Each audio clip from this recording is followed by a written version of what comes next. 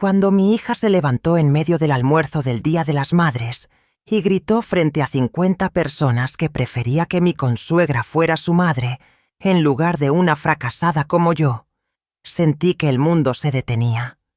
Pero lo que ella no sabía era que en mi bolso llevaba el testamento que iba a firmar esa misma tarde, dejándole 400.000 euros en propiedades e inversiones. Lo que tampoco sabía era que yo acababa de recibir el diagnóstico de una cirugía cardíaca delicada y había organizado ese almuerzo precisamente para pedirle su apoyo. Ese momento cambió todo entre nosotras para siempre. Pero antes de continuar, asegúrate de ya estar suscrito al canal y escribe en los comentarios desde dónde estás viendo este video. Nos encanta saber qué tan lejos están llegando nuestras historias. 34 años, y durante toda mi vida creí que el amor de madre era incondicional e inquebrantable. Nunca imaginé que llegaría el día en que tendría que elegir entre mi dignidad y mi única hija. Fue un domingo de mayo, exactamente el 10 de mayo de 2024, cuando organicé el almuerzo más importante de mi vida. Había reservado el salón principal del restaurante Casa Andaluza, en el centro de Sevilla. Un lugar elegante con techos altos, candelabros de cristal y ventanales que daban a la plaza principal. Invité a toda la familia, mis hermanas, mis primas, los tíos de mi difunto esposo Roberto, amigos cercanos. 50 personas en total para celebrar el Día de las Madres. Llevaba semanas planeando cada detalle. El menú incluía gazpacho andaluz, paella mixta y tarta de almendras. Había encargado flores frescas para cada mesa, rosas blancas que eran mis favoritas. Quería que todo fuera perfecto porque, después del almuerzo, durante el brindis, planeaba hacer 2 anuncios importantes. Primero, contarle a mi hija Natalia sobre la cirugía cardíaca que los médicos habían programado para julio. Segundo, revelar que había actualizado mi testamento esa misma semana, dejándole todo a ella. Mi casa en el barrio de Triana valorada en 250.000 euros, mis ahorros de 150.000 euros y el pequeño apartamento que alquilaba en la costa. Natalia llegó tarde, como siempre. Eran las 2:30 de la tarde cuando finalmente entró al restaurante del brazo de su esposo Marcos y seguida por su suegra Beatriz. Mi nieto Santiago, de 8 años, corría delante de ellos con su camisa blanca ya medio desabrochada. Me levanté para recibirlos con una sonrisa, ignorando la punzada de dolor en el pecho que había estado sintiendo cada vez con más frecuencia. «Mamá», dijo Natalia besándome la mejilla sin mirarme realmente a los ojos. Llevaba un vestido azul marino carísimo que yo sabía que no podía costear con su salario. Marcos me saludó con un apretón de manos débil, y Beatriz me dio 2 besos en el aire sin tocar realmente mi rostro. «¡Abuela!», gritó Santiago abrazándome la cintura. Al menos mi nieto todavía me mostraba afecto genuino. El almuerzo comenzó tranquilo. Las conversaciones fluían entre las mesas, la comida estaba deliciosa, y el vino tinto circulaba generosamente. Yo estaba sentada en la mesa principal junto a Natalia, Marcos, Beatriz y mis 2 hermanas, Carmen y Lucía. Observaba a mi hija mientras ella apenas tocaba su comida, su mirada perdida en su teléfono celular cada pocos minutos. «Natalia, guarda ese teléfono», le dije suavemente. «Es un día especial».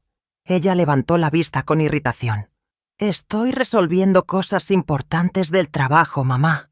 Beatriz inmediatamente intervino con esa voz dulce y condescendiente que siempre usaba. «Déjala, Elena. Mi nuera tiene muchas responsabilidades. No como algunas que solo tuvieron que cuidar una casa». Sentí el golpe de sus palabras, pero lo dejé pasar. No era la primera vez que Beatriz hacía comentarios así. Durante los 5 años que Natalia llevaba casada con Marcos, su suegra había desarrollado el hábito de menospreciarme sutilmente en cada reunión familiar. Llegó el momento del postre y los brindis.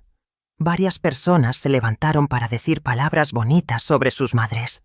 Mi hermana Carmen habló sobre nuestra infancia difícil, sobre cómo yo había sido la fuerte que mantuvo a la familia unida Después de que nuestro padre muriera, Lucía recordó cómo la ayudé a criar a sus hijos cuando su esposo enfermó. Las lágrimas comenzaban a acumularse en mis ojos. Entonces me levanté, con el testamento dentro de mi bolso que colgaba del respaldo de mi silla, lista para hacer mi anuncio. Quiero agradecer a todos por estar aquí hoy. Este año ha sido particularmente... Pero no pude terminar. Natalia se levantó bruscamente, su silla raspando ruidosamente contra el suelo de mármol. Todos los ojos se volvieron hacia ella. Su rostro estaba rojo, y pude ver que había bebido más vino del que pensaba. Marcos intentó tomarla del brazo, pero ella se zafó violentamente. «No puedo más», dijo su voz cortando el silencio del salón. «No puedo seguir fingiendo. Natalia», susurré sintiendo que algo terrible estaba a punto de suceder. «Siéntate, por favor». «¿Sentarme? ¿Para qué? ¿Para seguir escuchando a todos hablar de lo maravillosa que eres?» Su voz subió de volumen. «¿Sabes qué, mamá? Ojalá Beatriz fuera mi verdadera madre. Ojalá hubiera nacido en su familia y no en esta vida mediocre que tú me diste». El silencio que siguió fue absoluto. 50 personas conteniendo la respiración. «Mira a Beatriz», continuó Natalia señalando a su suegra, que tenía los ojos muy abiertos en shock. «Ella sí sabe lo que es la elegancia, la clase. Ella sí construyó algo de valor en su vida. ¿Y tú? ¿Qué me diste? Una infancia en apartamentos pequeños, ropa de segunda mano, vacaciones que nunca existieron. Eres una fracasada, mamá. Una fracasada que nunca me dio nada de valor». Sentí como si me hubieran arrancado el corazón del pecho. Santiago comenzó a llorar, asustado por los gritos de su madre. Mi hermana Carmen se levantó indignada, pero la detuve con un gesto. Las lágrimas corrían por mi rostro, pero algo extraño sucedió en ese momento. En lugar de derrumbarme completamente, sentí una claridad fría instalarse en mi mente. Mi mano se movió instintivamente hacia mi bolso, tocando el sobre manila que contenía el testamento. El testamento que iba a firmar esa misma tarde frente al notario, dejándole todo a esta mujer que acababa de destruirme públicamente. Natalia seguía de pie, respirando agitadamente, mientras Marcos finalmente logró hacerla sentar. Beatriz tenía una expresión extraña en el rostro, algo entre satisfacción e incomodidad. Los murmullos comenzaron a llenar el salón. Me limpié las lágrimas con la servilleta de tela blanca, manchándola con mi rímel. Me levanté lentamente, tomé mi bolso y caminé hacia la salida con la espalda recta y la cabeza en alto. No dije una sola palabra. No había nada que decir en ese momento. Escuché a Carmen llamándome, pero no me detuve. Necesitaba salir de allí antes de colapsar completamente. El sol de la tarde me cegó cuando salí a la calle. Me apoyé contra la pared del restaurante, presionando mi mano contra mi pecho, donde el dolor se había intensificado. No sabía si por la condición cardíaca o por el dolor emocional que me atravesaba. Los días que siguieron a la humillación del Día de las Madres fueron los más oscuros de mi vida.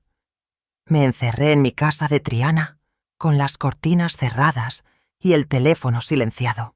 Carmen vino a tocar mi puerta al menos 10 veces durante esa primera semana, pero no le abrí. No podía enfrentar a nadie todavía. Necesitaba procesar lo que había sucedido. Necesitaba entender cómo había llegado a este punto.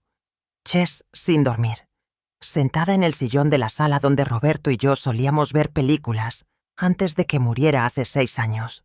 Las palabras de Natalia resonaban una y otra vez en mi cabeza. Fracasada, mediocre. Nunca me diste nada de valor. Cada palabra era como un cuchillo que se clavaba más profundo cada vez que las recordaba.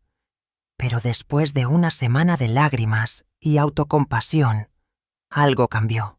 Una mañana me levanté y me vi en el espejo del baño. Vi a una mujer de 64 años con ojeras profundas, el cabello despeinado y una expresión de derrota total. Y en ese momento tomé una decisión. No iba a permitir que las palabras de mi hija definieran 40 años de sacrificio y trabajo duro.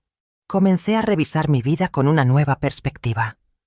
Abrí los cajones de mi escritorio donde guardaba documentos antiguos, fotografías, recuerdos. Quería entender cuándo exactamente había comenzado este distanciamiento con Natalia, cuándo había empezado a verme con ese desprecio que mostró en el restaurante. Encontré álbumes de fotos de cuando ella era niña. Natalia en su primer día de escuela, con el uniforme que yo había cosido a mano porque no podíamos permitirnos comprar uno nuevo. Natalia en su graduación de la universidad, la primera persona de nuestra familia en obtener un título universitario. Yo había trabajado turnos dobles en el hospital durante 4 años para pagar esa educación.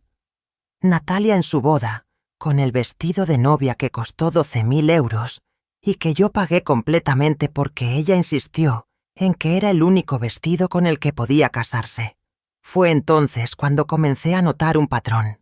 Revisé mis extractos bancarios de los últimos 5 años, desde que se casó con Marcos en mayo de 2019.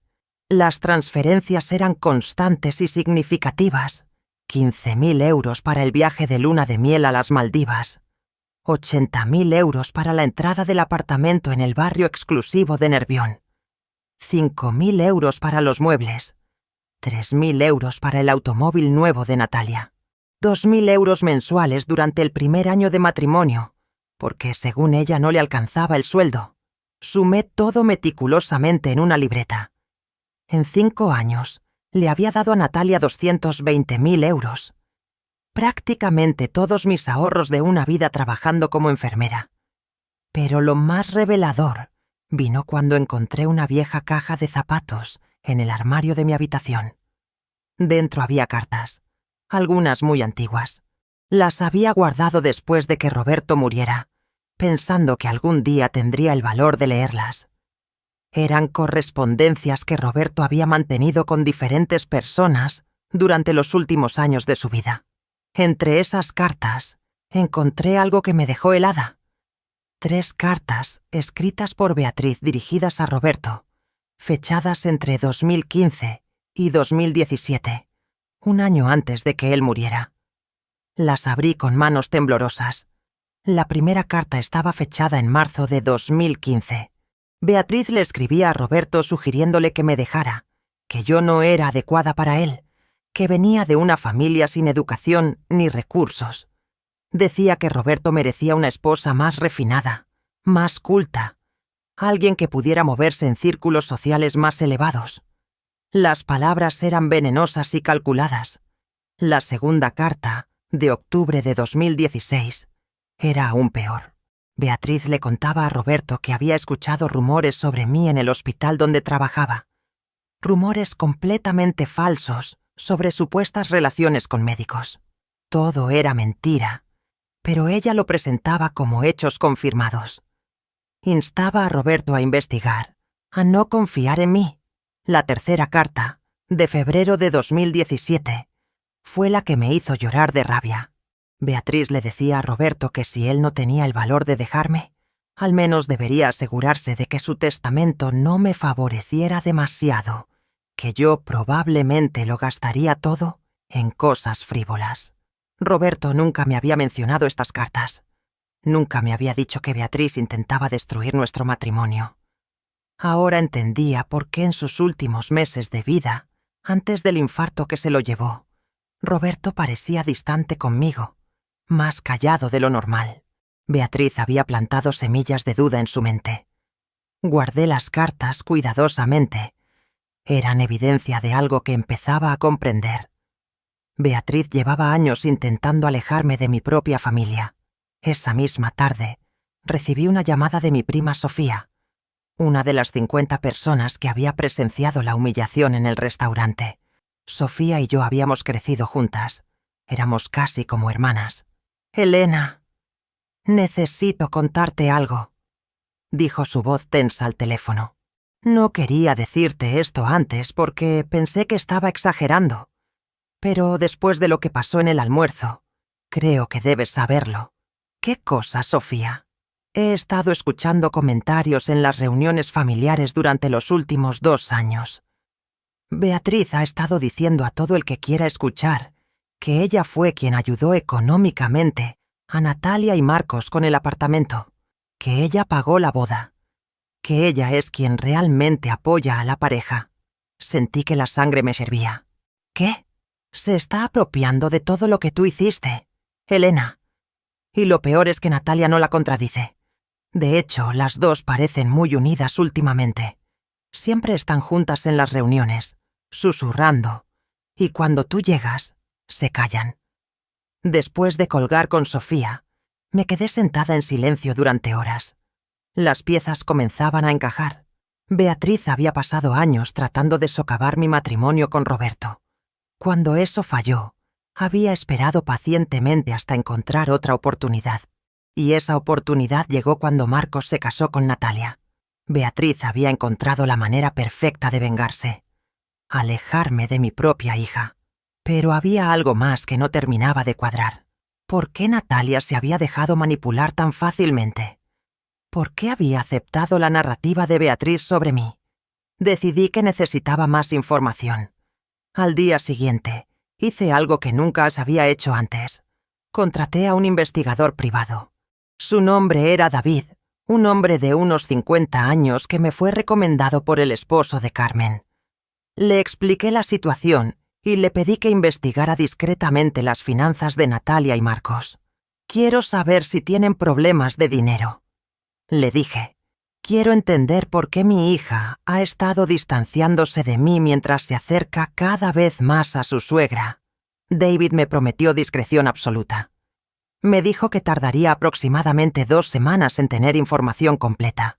Mientras esperaba, seguí revisando mi pasado con Natalia. Recordé una conversación que habíamos tenido hace 3 años, poco después de su boda. Ella había venido a mi casa un domingo por la tarde y me había pedido que le prestara dinero para un curso de especialización en su trabajo. Yo le había transferido 8.000 euros sin hacer preguntas.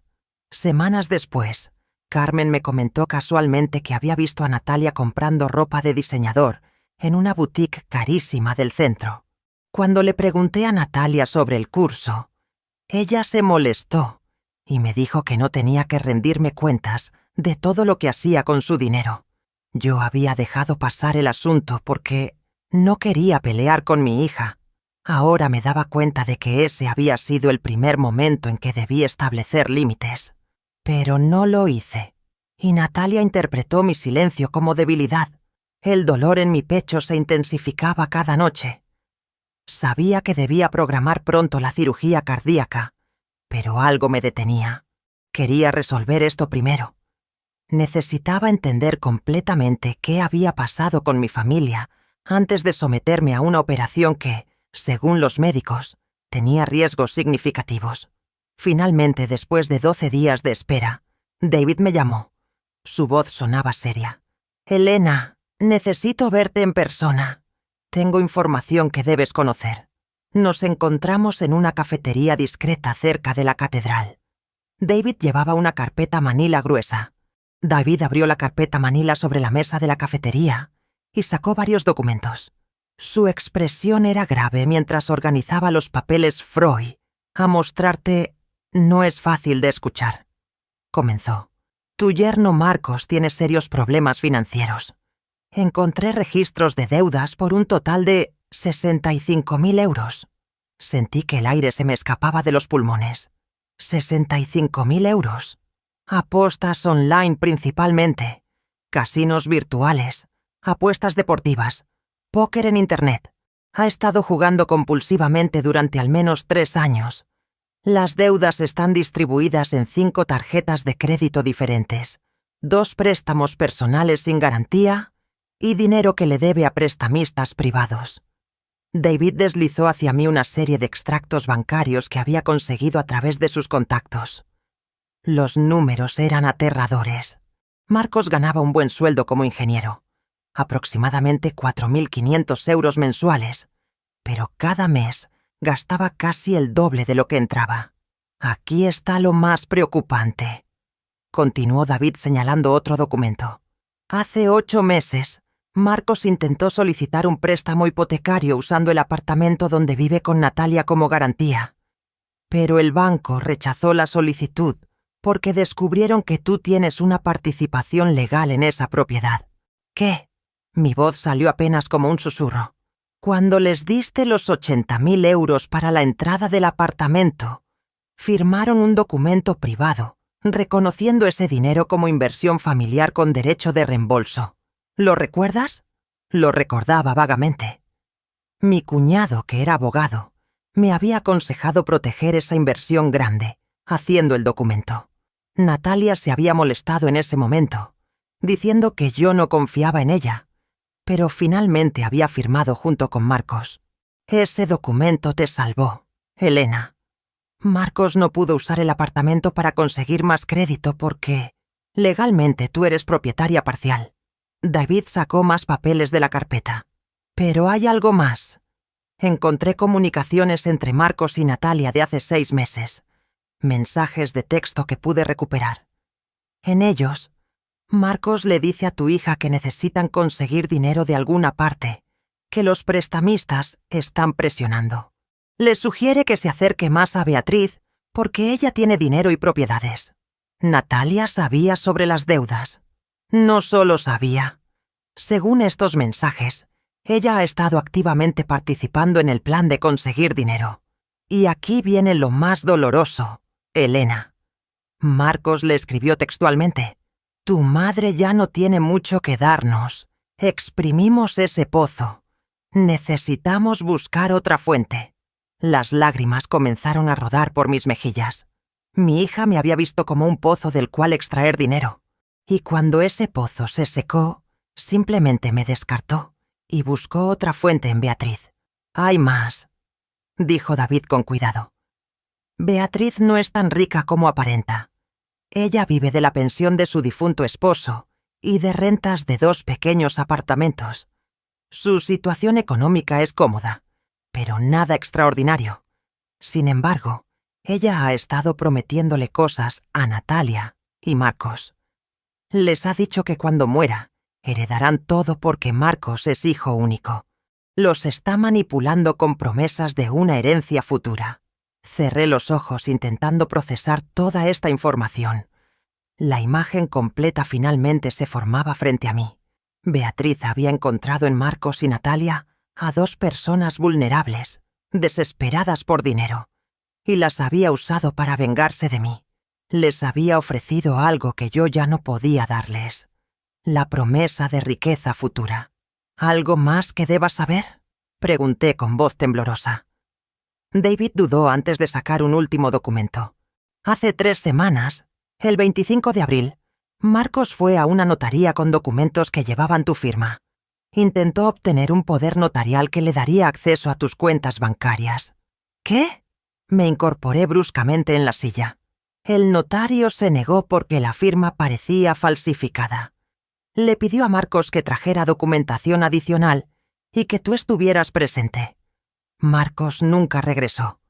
Tengo una copia de la denuncia interna que el notario archivó. Técnicamente, Marcos intentó cometer fraude documental. Sentí una mezcla de furia y dolor tan intensa que pensé que mi corazón realmente se detendría en ese momento. Mi yerno había intentado robarme. ¿Y si lo había hecho sin el conocimiento de Natalia? ¿Por qué ella nunca me había advertido sobre sus problemas financieros? ¿Por qué me había alejado en lugar de pedirme ayuda? La respuesta era obvia. Porque era más fácil culparme de sus problemas, pintarme como la madre fracasada y justificar así el haberme usado durante años. Le pagué a David por su trabajo y me fui de la cafetería con la carpeta bajo el brazo. Caminé durante horas por las calles de Sevilla, sin rumbo fijo, procesando todo lo que acababa de descubrir. Al atardecer, terminé sentada en un banco frente al río Guadalquivir, viendo cómo el sol se ocultaba detrás de los edificios. Saqué mi teléfono celular y marqué el número de mi abogado, Fernando Méndez. Lo conocía desde hacía 15 años. Había manejado el testamento de Roberto y todos mis asuntos legales desde entonces. Fernando, necesito verte mañana urgentemente. Es sobre mi testamento y otros asuntos legales. Esa noche apenas dormí. En mi cabeza comenzaba a formarse un plan. No era venganza lo que buscaba, sino justicia. Justicia para todos esos años de trabajo duro que Natalia había llamado mediocridad. Justicia para el sacrificio que había hecho criándola sola. Justicia para proteger lo poco que me quedaba. A la mañana siguiente llegué a la oficina de Fernando con la carpeta de David y todos mis documentos financieros. Fernando era un hombre de 60 años, con cabello completamente blanco y gafas de lectura que siempre llevaba colgadas del cuello. «Elena, te ves cansada», dijo con preocupación cuando me vio entrar. Le conté todo. La humillación del Día de las Madres, las deudas de Marcos, la manipulación de Beatriz, el intento de fraude documental. Fernando escuchó en silencio, tomando notas ocasionalmente.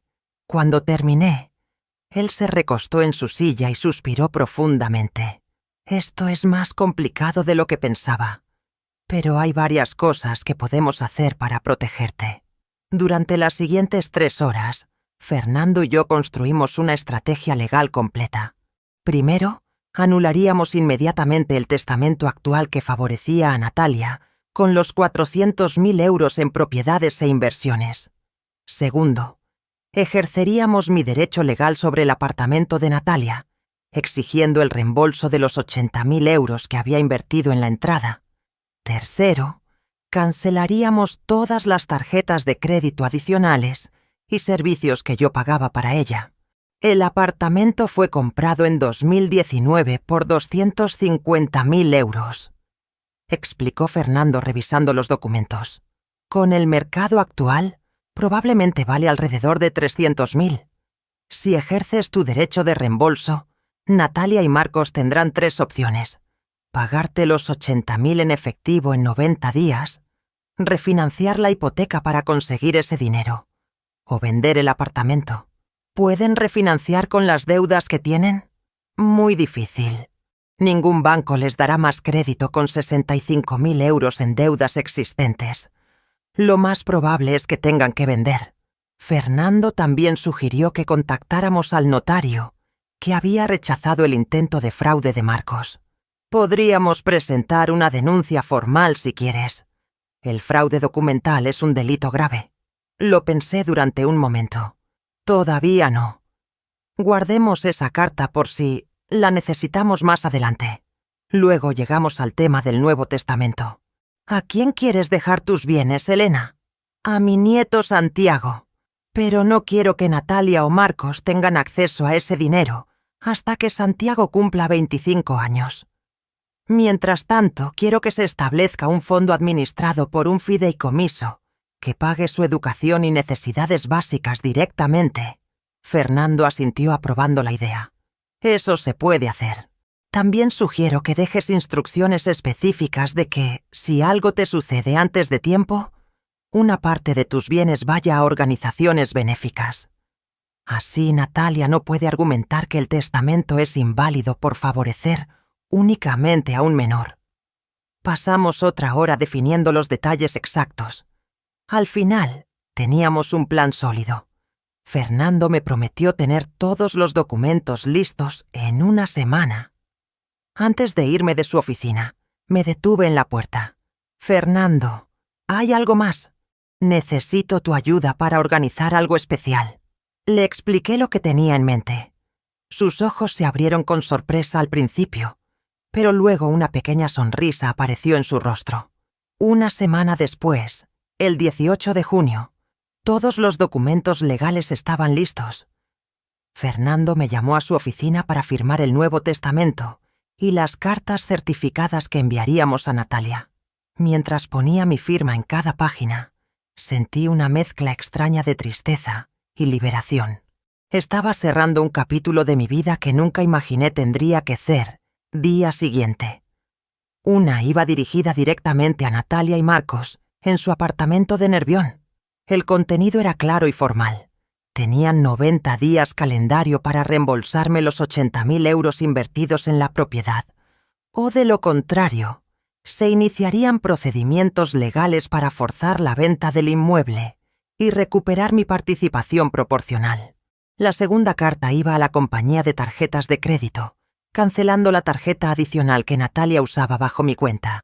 La tercera carta Cancelaba su membresía en el club deportivo exclusivo de La Cartuja, cuya cuota mensual de 350 € yo había estado pagando durante 3 años.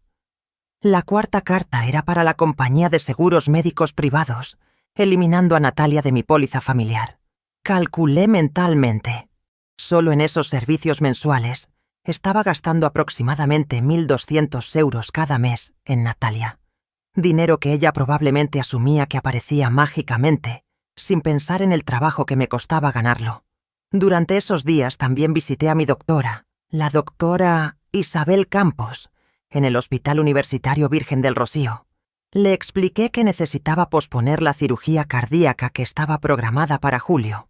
«Elena, no puedo recomendarte que hagas eso», dijo con preocupación genuina. «Tu condición es delicada. Cada mes que pasa, aumenta el riesgo. Lo sé, Isabel. Pero necesito 4 meses más. Hay asuntos familiares que debo resolver primero, y no puedo enfrentar una cirugía con esta carga emocional. Me comprometo a programarla para octubre». Isabel me miró con esos ojos oscuros llenos de compasión. Ella sabía algo de mi situación porque habíamos hablado antes sobre mi intención de contarle a Natalia sobre la operación durante el almuerzo del Día de las Madres. 4 meses es lo máximo que puedo darte, dijo finalmente. Pero si sientes cualquier dolor intenso en el pecho, mareos severos o dificultad para respirar, vienes inmediatamente al hospital. ¿Me lo prometes? Se lo prometí, aunque sabía que estaba tomando un riesgo considerable. Pero algo dentro de mí había cambiado después de la humillación pública. Ya no tenía miedo de morir. Tenía miedo de morir sin haber defendido mi dignidad. Las cartas certificadas llegaron a su destino el 22 de junio. Yo sabía exactamente cuándo, porque el servicio postal me envió confirmación de entrega. Natalia firmó por ellas a las 11:40 de la mañana. Durante 3 días no pasó nada. Ni una llamada, ni un mensaje. Nada. Era como si Natalia pensara que podía ignorar documentos legales de la misma manera que me había ignorado a mí durante años. Pero el 4.º día, el 26 de junio por la tarde, mi timbre sonó insistentemente. Miré por la mirilla de la puerta y vi a Natalia parada afuera. Estaba sola, sin Marcos. Su rostro mostraba una mezcla de ira y desesperación. Llevaba un sobre manila en la mano, probablemente las cartas legales. Abrí la puerta pero dejé la cadena de seguridad puesta. No iba a permitirle entrar tan fácilmente. «Mamá, necesitamos hablar», dijo su voz tensa. «Habla entonces». «¿Puedo pasar? No quiero tener esta conversación en el pasillo». La miré fijamente durante un largo momento. «No, todo lo que tengas que decir, puedes decirlo desde ahí». Vi cómo sus mejillas se enrojecían. No estaba acostumbrada a que le dijera que no. «Recibí tus cartas legales. Mamá, esto es ridículo. 80.000 € en 90 días. Sabes perfectamente que no tenemos ese dinero disponible en efectivo. Entonces tendrán que buscar opciones. Un préstamo, una refinanciación o vender el apartamento. Esas son tus alternativas. No puedes hacer esto. Tengo un hijo. ¿Quieres que Santiago termine en la calle? Santiago nunca terminará en la calle, porque yo me aseguraré de eso. Pero tú y tu esposo necesitan aprender que las acciones tienen consecuencias». Natalia cambió de táctica, su voz volviéndose más suave, casi suplicante. «Mamá, sé que dije cosas horribles en el restaurante. Estaba borracha. Estaba estresada por problemas en el trabajo. No lo dije en serio». «¿No lo dijiste en serio? ¿O no esperabas que hubiera consecuencias?» «Estoy tratando de disculparme». «No quiero tus disculpas, Natalia. Quiero mi dinero. Invertí 80.000 € en tu vida y ahora necesito ese dinero para mi propia seguridad financiera. Es así de simple». Vi lágrimas formarse en sus ojos. Durante un momento sentí que mi resolución flaqueaba. Era mi hija, después de todo. La niña que había cargado en mis brazos, que había criado sola trabajando turnos dobles, que había sido mi razón de vivir durante 38 años. Pero entonces recordé las palabras de David. Tu madre ya no tiene mucho que darnos. Exprimimos ese pozo. Necesitamos buscar otra fuente. Recordé la humillación frente a 50 personas. Recordé años de ser dada por sentada. «Tienes 90 días», dije firmemente. «Te sugiero que uses ese tiempo sabiamente». Cerré la puerta antes de que ella pudiera responder. Escuché su voz al otro lado, llamándome, pero no volví a abrir. Eventualmente sus pasos se alejaron por el pasillo. Me senté en mi sillón temblando. No era fácil. Cada fibra de mi ser maternal quería abrir esa puerta, abrazarla, decirle que todo estaría bien. Pero sabía que si cedía ahora, nada cambiaría. Natalia seguiría viéndome como un recurso a explotar, no como una persona que merecía respeto. Los días pasaron convirtiéndose en semanas. Julio llegó con su calor sofocante. Mis hermanas Carmen y Lucía venían a visitarme regularmente, preocupadas por mi salud y mi estado emocional. Les había contado todo, y aunque al principio se sorprendieron por mis acciones drásticas, eventualmente expresaron su apoyo. «Hiciste lo correcto», dijo Carmen una tarde mientras tomábamos té helado en mi patio. Natalia necesitaba este golpe de realidad. Durante esas semanas, también contacté a las 3 personas que habían presenciado la humillación del Día de las Madres y que me habían ofrecido ser testigos si los necesitaba. Mi prima Sofía, mi amiga Teresa del hospital y el tío Emilio, hermano de Roberto. Los 3 firmaron declaraciones escritas describiendo lo que habían visto y escuchado ese día. Fernando guardó esos documentos en su archivo, por si acaso. Entonces llegó el 15 de julio, exactamente 3 semanas después de que Natalia recibiera las cartas certificadas. Mi teléfono sonó a las 9 de la noche. Era un número que no reconocía. «Hola. ¿Elena? Soy Marcos». Mi cuerpo se tensó inmediatamente. «¿Qué quieres?» «Necesito hablar contigo. Es importante». «¿Puedo ir a tu casa?» «No. Si tienes algo que decir, dilo ahora por teléfono». Hubo un silencio largo del otro lado. Luego, su voz, más tensa que antes. «Mira, sé que las cosas se salieron de control. Sé que Natalia te trató mal, pero esto que estás haciendo, exigir 80.000 euros, nos va a destruir. Debiste pensar en eso antes. Elena, por favor. Tenemos deudas, es cierto, pero estamos trabajando en solucionarlas. Solo necesitamos tiempo. Tienen 70 días más. Usa ese tiempo para encontrar una solución. Ningún banco nos va a dar un préstamo. Ya lo intentamos». Esa admisión fue reveladora. Ya habían intentado conseguir dinero y habían fracasado. Eso significaba que realmente estaban desesperados. Entonces tendrán que vender el apartamento. Con el valor actual del mercado, después de pagar la hipoteca existente y devolverme mis 80.000 euros, todavía les quedará dinero suficiente para comprar algo más modesto o alquilar. ¿Sabes lo que le harías a tu nieto? ¿Obligarlo a cambiar de escuela, de barrio, de amigos? Esa manipulación usando a Santiago me enfureció. Lo que le estoy haciendo a mi nieto es enseñarle que las acciones tienen consecuencias. Algo que sus padres claramente nunca aprendieron. Marcos cambió su tono nuevamente, volviéndose amenazante. «Esto no se va a quedar así, Elena. Tengo abogados también». «Perfecto. Dile a tus abogados que contacten a Fernando Méndez. Él será encantado de mostrarles toda la documentación legal que respalda mi reclamo. Y mientras estés con tus abogados, quizás quieras preguntarles sobre las consecuencias legales de intentar falsificar documentos notariales». Escuché un jadeo al otro lado del teléfono. Marcos no esperaba que yo supiera sobre su intento de fraude.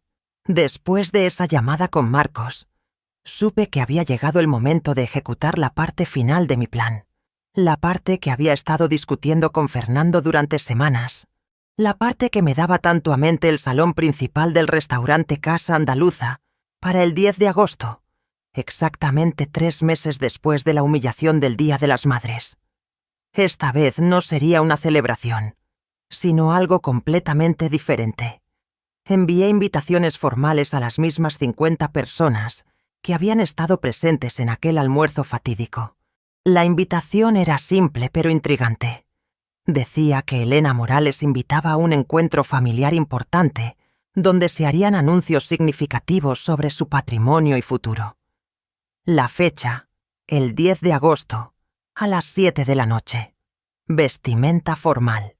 No mencioné específicamente a Natalia en la invitación, pero sabía que alguien le diría. Y efectivamente, 2 días después de enviar las invitaciones, recibí una llamada furiosa de mi hija. ¿Qué estás planeando, mamá? ¿Otro espectáculo público para humillarme?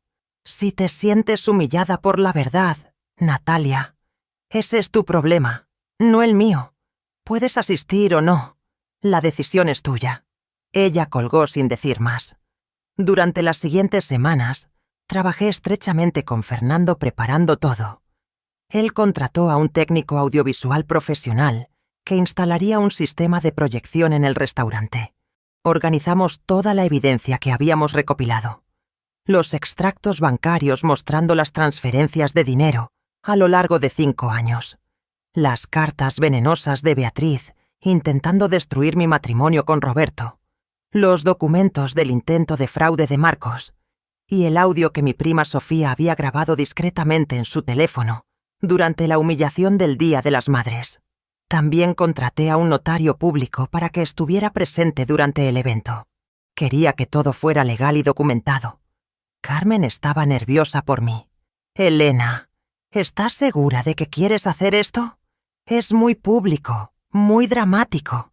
Fue público y dramático cuando me humilló frente a 50 personas. Esto simplemente cierra el círculo.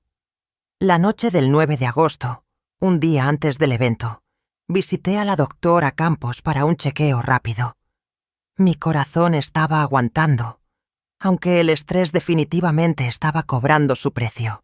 Ella volvió a insistir en que programara la cirugía pronto. En octubre, Isabel, te lo prometo. Solo necesito resolver esto primero. El día llegó finalmente. El 10 de agosto amaneció claro y caluroso. Pasé la mañana preparándome cuidadosamente. Me puse un vestido azul oscuro elegante que había comprado especialmente para la ocasión. Me maquillé con esmero, cubrir las ojeras y el cansancio de meses de estrés. Cuando me miré en el espejo, vi a una mujer diferente de la que había sido 3 meses atrás. Más delgada, con más canas, pero con una determinación férrea en los ojos. Llegué al restaurante a las 6 de la tarde para supervisar los preparativos finales. El técnico audiovisual ya había instalado una pantalla grande en la pared principal del salón y un proyector en el techo. Fernando estaba allí, revisando documentos en su maletín. El notario público, un hombre llamado Antonio Vega, también había llegado temprano. Las mesas estaban dispuestas, igual que en el Día de las Madres, pero esta vez había una mesa principal elevada en una pequeña tarima donde yo me sentaría junto con Fernando y el notario. Los invitados comenzaron a llegar a las 7 en punto. Vi las mismas caras que habían presenciado mi humillación.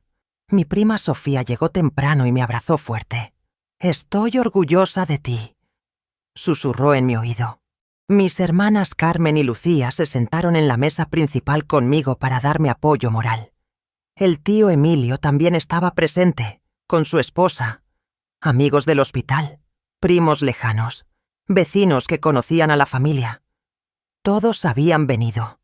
A las 7:20, cuando ya casi todos estaban presentes, vi entrar a Natalia, Marcos y Beatriz. Los 3 venían juntos, como un frente unido. Natalia llevaba un vestido negro ajustado y tacones altos. Su rostro mostraba una mezcla de desafío y nerviosismo.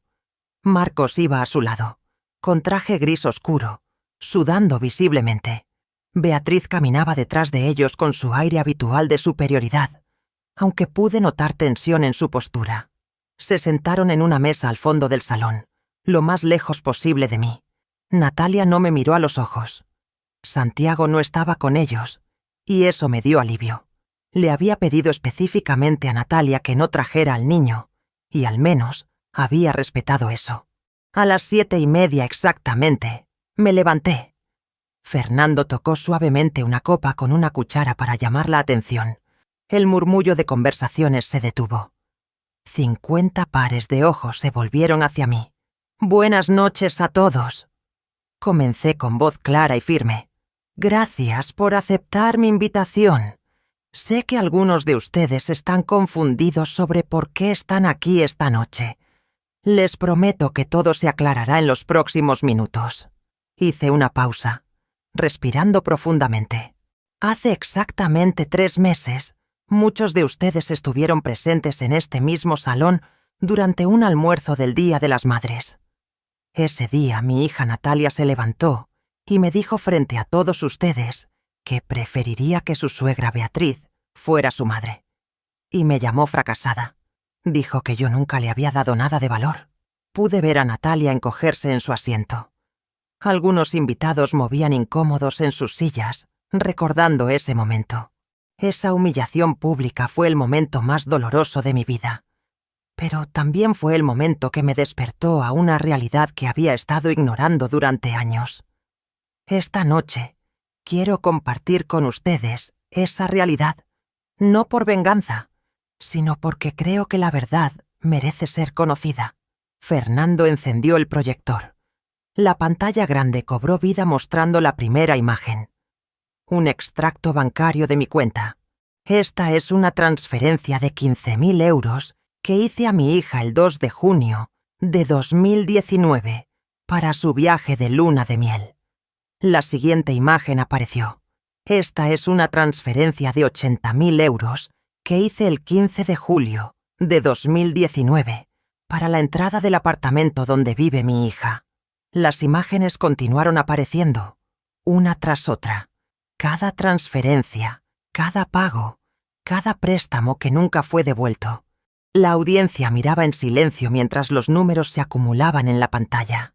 En total, continué cuando terminó la presentación financiera, invertí 220.000 euros en la vida de mi hija durante los últimos 5 años. Eso representa casi todos mis ahorros de 40 años trabajando como enfermera. Miré directamente a Natalia. Ella tenía la cabeza agachada, las mejillas rojas de vergüenza. Pero el dinero no es lo más importante de esta historia. Lo importante es lo que descubrí después de esa humillación pública. Fernando cambió la presentación. Ahora aparecían las cartas de Beatriz en la pantalla, ampliadas para que todos pudieran leer los fragmentos más reveladores. Estas son cartas que Beatriz Sánchez escribió a mi difunto esposo Roberto entre 2015 y 2017.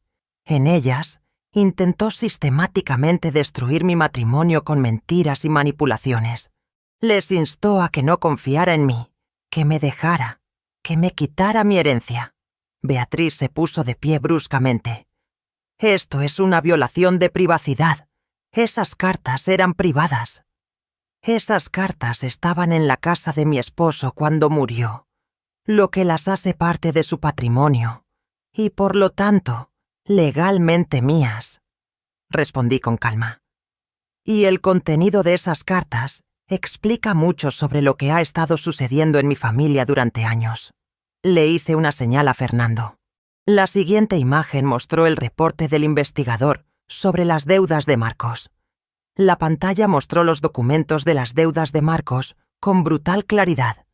65.000 euros distribuidos en tarjetas de crédito, préstamos y casinos online. Los murmullos comenzaron a llenar el salón. Vi cómo Marcos se hundía en su silla. Su rostro, mi yerno, tiene deudas de apuestas por 65.000 euros. Anuncié dejando que las palabras flotaran en el aire. Y descubrí que durante los últimos 2 años, él y mi hija han estado buscando desesperadamente dinero. Primero de mí, hasta que, según sus propias palabras en mensajes de texto, exprimieron ese pozo. Luego se volvieron hacia Beatriz, quien les ha estado prometiendo una herencia futura a cambio de alejarlos de mí. Beatriz intentó hablar, pero Fernando mostró la siguiente imagen. Los mensajes de texto entre Marcos y Natalia, donde discutían abiertamente cómo conseguir dinero primero de mí y luego de Beatriz. Esto no es amor familiar. Continué con voz firme. Esto es manipulación calculada. Y lo peor de todo, Fernando proyectó el documento del notario sobre el intento de fraude de Marcos. El 25 de abril de este año, mi yerno intentó falsificar mi firma en documentos notariales para obtener acceso a mis cuentas bancarias. Afortunadamente, el notario detectó el fraude y rechazó los documentos. Tengo aquí al notario Antonio Vega presente esta noche, quien puede confirmar este hecho bajo juramento. El notario se levantó brevemente y asintió con la cabeza antes de volver a sentarse. Marcos se puso de pie violentamente. «Esto es difamación. Te voy a demandar. Por favor, hazlo», respondí tranquilamente. Mi abogado Fernando Méndez tiene copias certificadas de todos estos documentos, y el intento de fraude está oficialmente registrado. De hecho, todavía estoy considerando si presentar cargos criminales en tu contra. Marcos se quedó paralizado. Lentamente volvió a sentarse. Entonces llegó el momento más difícil. Fernando reprodujo el audio que Sofía había grabado durante el Día de las Madres. La voz de Natalia llenó el salón, clara e inconfundible. Ojalá Beatriz fuera mi verdadera madre. Ojalá hubiera nacido en su familia y no en esta vida mediocre que tú me diste. Eres una fracasada, mamá. Una fracasada que nunca me dio nada de valor. El silencio que siguió fue absoluto. Pude ver lágrimas corriendo por las mejillas de varias personas en el salón. Carmen tenía su mano sobre la mía, apretándola con fuerza. «Esas palabras», dije con voz temblorosa pero controlada, «fueron dichas frente a 50 personas. Frente a mi familia, mis amigos, mis colegas del hospital. Pero lo que mi hija no sabía ese día era que yo había ido a ese almuerzo con 2 noticias importantes que quería compartir con ella». Hice una pausa, respirando profundamente.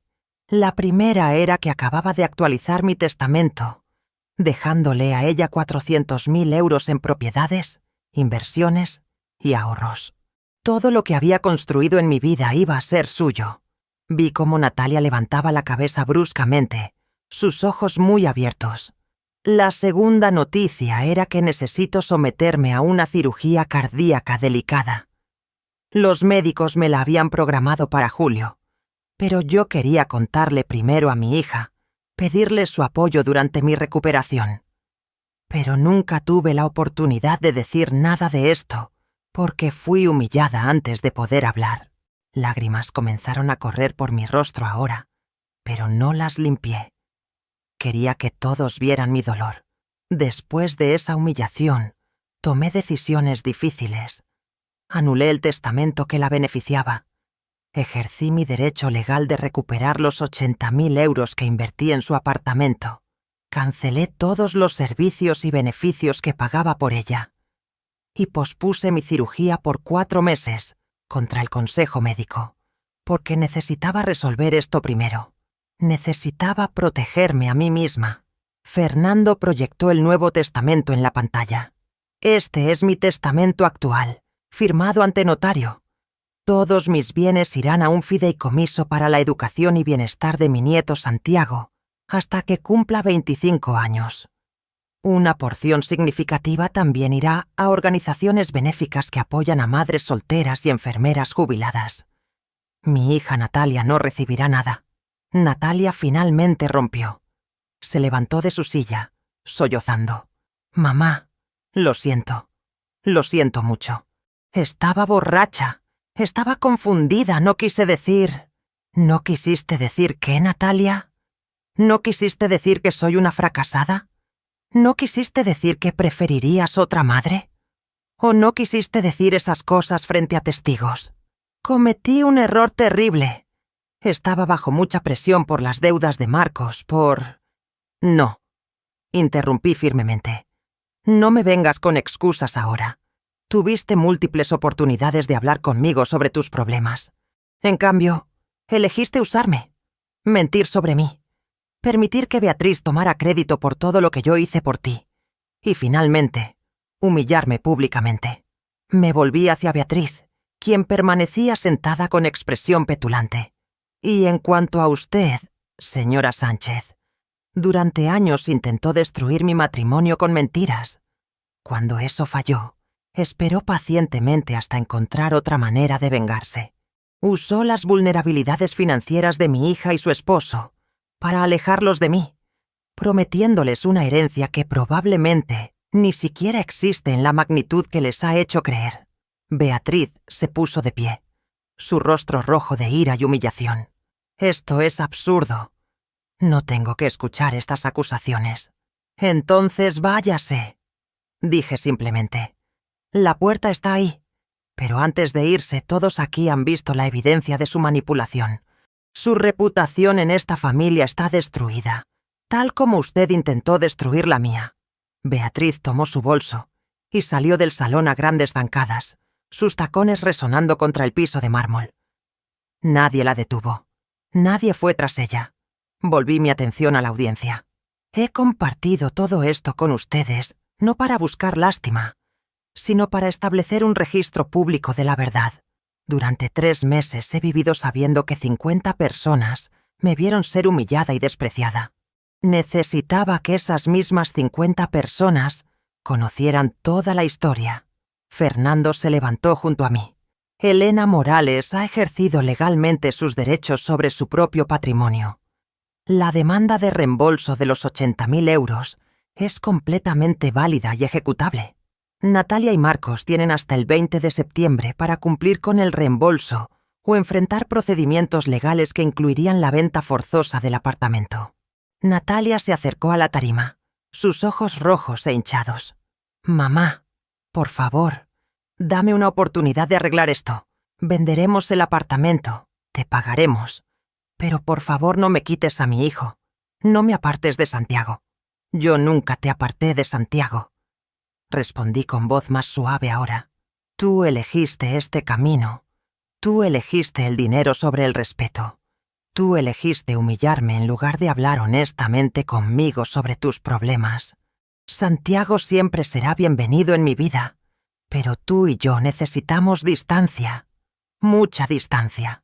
Marcos se acercó también, intentando hablar, pero Fernando lo detuvo con un gesto. Señor, le sugiero que consulte con su propio abogado antes de hacer declaraciones públicas adicionales, especialmente considerando el asunto pendiente del intento de fraude. La reunión se disolvió lentamente después de eso.